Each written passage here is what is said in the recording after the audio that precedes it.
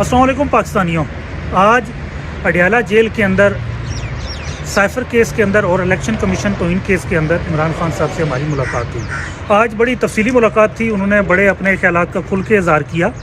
और आज सबसे पहले इलेक्शन कमीशन का केस था, उसमें जो इलेक्शन कमीशन की नामियात तौहीन जो उनकी बुनियादी तौर पर तौहीन बनती नहीं है, जो उनका काम है इलेक्शन कमीशन का वो तो कर नहीं रहे, और उस पर अगर सवाल उठा दिया जाए तो तौहीन बना दी जाती है। तो उस पर खान साहब की वो पहला केस की उसकी समाअत हुई थी, और उस पर खान साहब ने सबसे पहले जैसे ही आए उन्होंने सबसे पहले आते ही कश्मीर का पूछा कि कश्मीर के ऊपर क्या मेरा बयान जारी कर दिया गया, तो उनको बताया गया कि वो जारी कर दिया गया है। फिर उसके बाद अफगान माजरीन के हवाले से उन्होंने पूछा, और उस पर उन्होंने कहा कि 40 साल अफ़गान माजरीन को हमने यहाँ अकोमोडेट किया है, उनकी इतनी खिदमत की है, और अब उनको जिस तरह भेजा गया है इसके बड़े आने वाले टाइम के अंदर बड़े सख्त नताइज होंगे।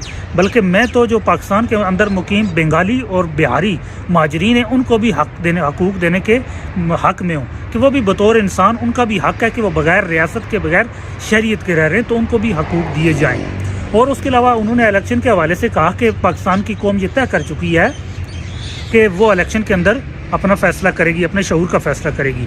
और दूसरा उन्होंने यह कहा कि दहशतगर्दी का हमने डेरा इस्माइल खान के अंदर दहशतगर्दी को मियाँ वाली के अंदर जो वाक़या हुआ उसका बताया, तो उस पे ऊपर उन्होंने कहा कि मेरी हुकूमत रही है, कोई दहशतगर्दी का वाक़या नहीं हुआ, बल्कि मेरी हुकूमत के जाने के 7-8 महीने बाद तक भी कोई वाक़या नहीं हुआ। तो ये इनकी ऐसी पॉलिसियाँ हैं कि जिसकी वजह से ऐसे अब हालात पैदा हो चुके हैं। खान साहब बड़े हाई मोराल में थे।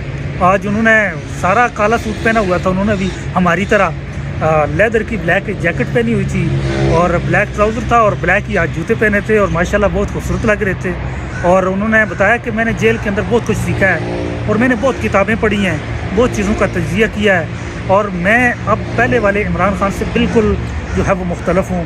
पहले अब मैं इतनी चीज़ें मैंने देखी हैं, इतनी चीज़ें मैंने पढ़ी हैं। और कुरान मजीद का उन्होंने बताया कि मैंने 3 बार कुरान मजीद को पढ़ा है, और कुरान मजीद को मैंने समझ के पढ़ा है।